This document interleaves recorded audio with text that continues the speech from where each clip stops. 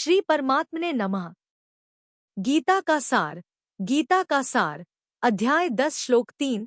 देवता और ऋषि भी नहीं जानते भगवान को। जय श्री कृष्ण। स्वागत है आपका गीता का सार जगत का सार में।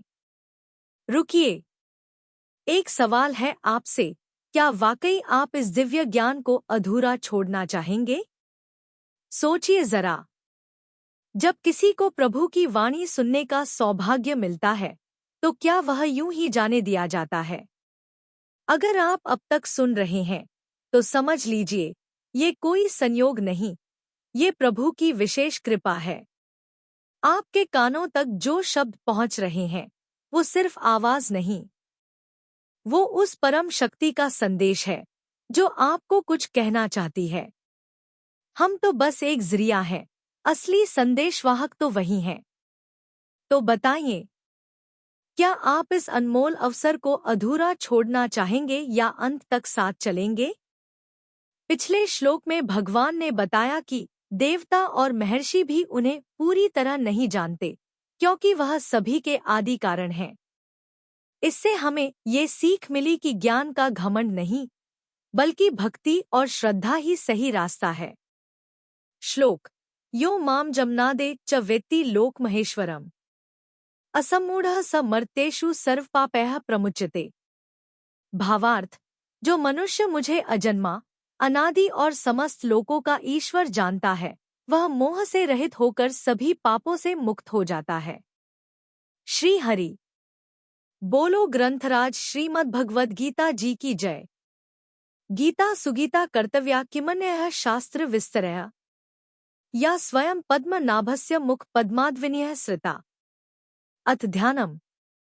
शांताकारं भुजग शयनं पद्मनाभं सुरेशं विश्व आधारं गगन सदृशं मेघवर्णं शुभांगं लक्ष्मीकांत कमल नयन योगिभिः ध्यान गम्यं वंदे विष्णु भव भयहरं सर्व लोकैकनाथम् यं ब्रह्मा वरुणेन्द्र रुद्रमृतः स्तुन्वन्ति दिव्यैः स्तवैर्वेदैः सांग पद क्रमोपनिषदे गायन्ति यं सामगाः।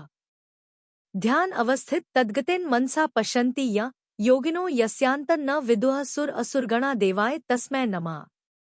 वसुदेव सुतं देव कंस चाणूर मर्दनम देवकी परमानंदम कृष्ण वंदे जगद्गुरुम। श्लोक 3। यो माम जमनादिं च वेत्ति लोक महेश्वरम असम्मूढ़ः समत्रेषु सर्वपापैः प्रमुच्यते। उच्चारण की विधि। यह माम अजम अनादिम च वेत्ति लोक महेश्वरम असम्मूढ़ः स मर्येषु सर्वपापैः प्रमुच्यते। 3। शब्दार्थ। यह अर्थात जो, माम अर्थात मुझको, अजम अर्थात अजन्मा अर्थात वास्तव में जन्मरहित, अनादिम अर्थात अनादि, च अर्थात और, लोक महेश्वरम अर्थात लोकों का महान ईश्वर, वेत्ति अर्थात तत्व से जानता है, सह अर्थात वह, मर्येषु अर्थात मनुष्यों में, असम्मूढ़ अर्थात ज्ञानवान पुरुष, सर्वपापैः अर्थात संपूर्ण पापों से, प्रमुच्यते अर्थात मुक्त हो जाता है। अर्थ। जो मुझको अजन्मा अर्थात वास्तव में जन्मरहित, अनादि और लोकों का महान ईश्वर तत्व से जानता है, वह मनुष्यों में ज्ञानवान पुरुष संपूर्ण पापों से मुक्त हो जाता है। 3। व्याख्यायो माम जमनादिं च वेत्ति लोक महेश्वरम। पीछे के श्लोक में भगवान के प्रकट होने को जानने का विषय नहीं बताया है। इस विषय को तो मनुष्य भी नहीं जानता, पर जितना जानने से मनुष्य अपना कल्याण कर ले, उतना तो वह जान ही सकता है। वह जानना अर्थात मानना यह है कि भगवान अज अर्थात जन्मरहित हैं। वे अनादि हैं, अर्थात यह जो काल कहा जाता है, जिसमें आदिनादि शब्दों का प्रयोग होता है, भगवान उस काल के भी काल हैं।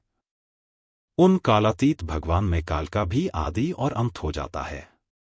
भगवान संपूर्ण लोकों के महान ईश्वर हैं, अर्थात स्वर्ग, पृथ्वी और पाताल रूप जो त्रिलोकी है, तथा उस त्रिलोकी में जितने प्राणी हैं और उन प्राणियों पर शासन करने वाले, अलग अलग अधिकार प्राप्त जितने ईश्वर मालिक हैं, उन सब ईश्वरों के भी महान ईश्वर भगवान हैं।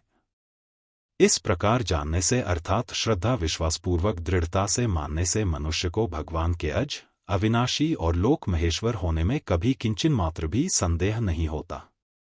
असम्मूढ़ः स मर्येषु सर्वपापैः प्रमुच्यते। भगवान को अज, अविनाशी और लोक महेश्वर जानने से मनुष्य पापों से मुक्त कैसे होगा? भगवान जन्मरहित हैं, नाशरहित हैं, अर्थात उनमें कभी किंचन मात्र भी परिवर्तन नहीं होता। वे अजन्मा तथा अविनाशी रहते हुए ही सबके महान ईश्वर हैं।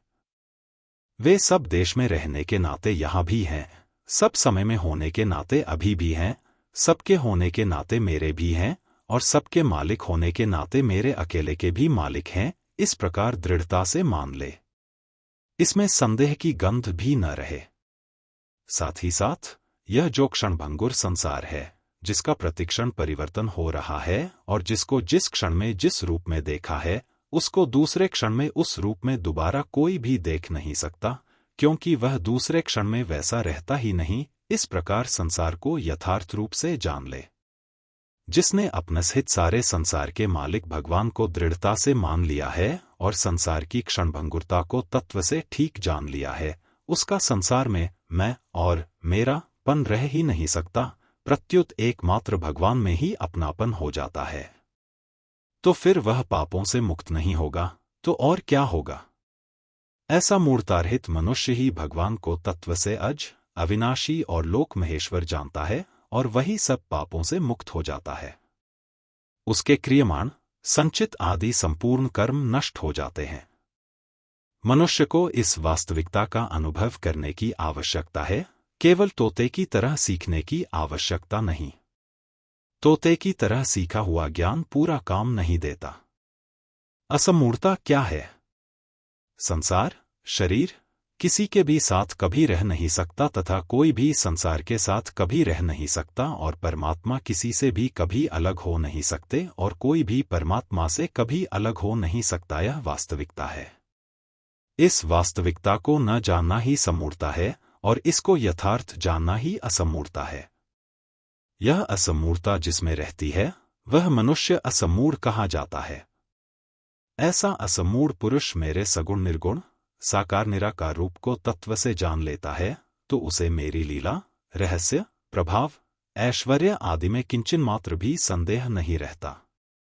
परिशिष्ट भाव 9वें अध्याय के 24वें श्लोक में भगवान ने व्यतिरेक रीति से कहा कि जो मेरे को नहीं जानता उसका पतन हो जाता है, और यहाँ अन्वय रीति से कहते हैं कि जो मेरे को जानता है वह संपूर्ण पापों से मुक्त हो जाता है। यहाँ वेत्ति का अर्थ है दृढ़तापूर्वक, संदेहरहित स्वीकार कर लेना, क्योंकि भगवान को इंद्रिया मन बुद्धि से जान नहीं सकते। गीता 10वें अध्याय का 2 श्लोक। अतः भगवान जानने का विषय नहीं है, प्रत्युत मानने और अनुभव करने का विषय है। जानने का विषय खुद प्रकृति भी नहीं है, फिर प्रकृति से अतीत भगवान जानने का विषय कैसे हो सकते हैं? अनुभव करने का तात्पर्य है अपने को भगवान में लीन कर देना, भगवान से अभिन्न हो जाना। भगवान से अभिन्न होकर ही भगवान को जान सकते हैं, क्योंकि वास्तव में अभिन्न ही है। इसी तरह संसार से अलग होकर ही संसार को जान सकते हैं, क्योंकि वास्तव में अलग ही है। महर्षिगण भगवान के आदि को तो नहीं जान सकते, पर वे भगवान को अजनादि तो जानते ही हैं। भगवान का अंश होने से जीव भी अजनादि है। अतः वह भगवान को अजनादि जानेगा तो अपने को भी वैसा ही अजनादि जानेगा, क्योंकि जीव भगवान से अभिन्न होकर ही भगवान को जानता है। अपने को अजनादि जानने पर वह मूर्तारहित हो जाता है, फिर उसमें पाप कैसे रहेंगे? क्योंकि पाप तो पीछे पैदा हुए हैं, अजनादि पहले से है। सर्व पापया प्रमुच्यते का तात्पर्य है गुणों के संग से रहित होना। गुणों का संग रहते हुए मनुष्य पापों से मुक्त नहीं हो सकता, क्योंकि गुणों का संग पापों का मूल कारण है। आगे 4 से 6 श्लोक तक असमूर्ता का ही विवेचन हुआ है, जिसमें भगवान ने अपने को सबका आदि बताया है। भगवान स्वयं अनादि हैं और भावों के तथा महर्षियों के आदि हैं। संबंध पहले श्लोक में भगवान ने जिस परम वचन को सुनने की आज्ञा दी थी, उसको अब आगे के 3 श्लोकों में बताते हैं। आज की सीख, टुडेज लर्निंग। भगवान का स्वरूप, वह जन्म नहीं लेते बल्कि स्वयं प्रकट होते हैं, अजन्मा और अनादि। सच्चा जानकार वही है जो उन्हें सर्वाधार और लोकमहेश्वर माने। जो व्यक्ति इस सत्य को भक्ति सहित समझता है, वह सारे पापों से मुक्त हो सकता है। गीता का उद्देश्य केवल ज्ञान देना नहीं, बल्कि मोक्ष की ओर ले जाना है। तो क्या आप भी मोह से मुक्त होकर प्रभु को जानना चाहते हैं? आज का सवाल। प्रश्न, श्रीमद् भगवद गीता 10.3 के अनुसार कौन व्यक्ति प्रभु को वास्तव में जानता है? जो शास्त्र पढ़ता है। बी, जो ध्यान करता है। सी, जो उन्हें अजन्मा और सर्वाधार मानता है। डी, जो यज्ञ करता है। सही उत्तर सी, जो उन्हें अजन्मा और सर्वाधार मानता है।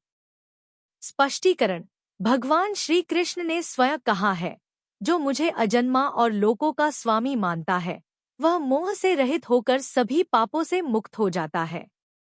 कल हम जानेंगे भगवान की दिव्य विभूतियों और उन गुणों के बारे में जो प्रभु से उत्पन्न होते हैं, जैसे बुद्धि, स्मृति, क्षमा, शक्ति, अहिंसा आदि। बहुत ही व्यवहारिक और गहराई से जुड़ा हुआ ज्ञान आने वाला है।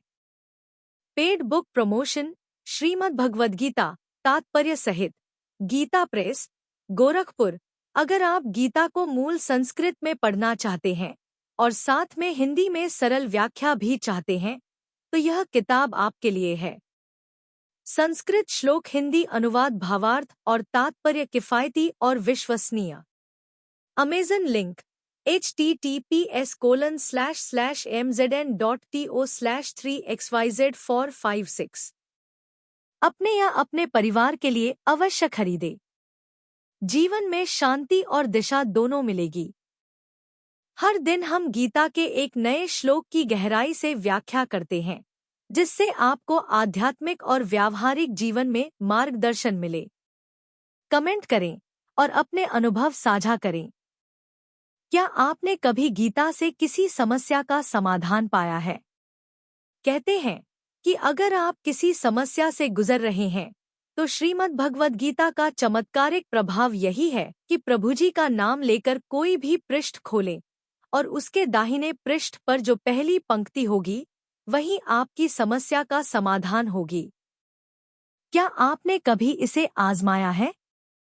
अगर हाँ, तो हमें बताएं कि आज आपने कौन सा श्लोक पढ़ा और उससे क्या सीखा। कमेंट करें और अपने अनुभव हमारे साथ साझा करें। हो सकता है कि आपका अनुभव किसी और के लिए मार्गदर्शन बन जाए।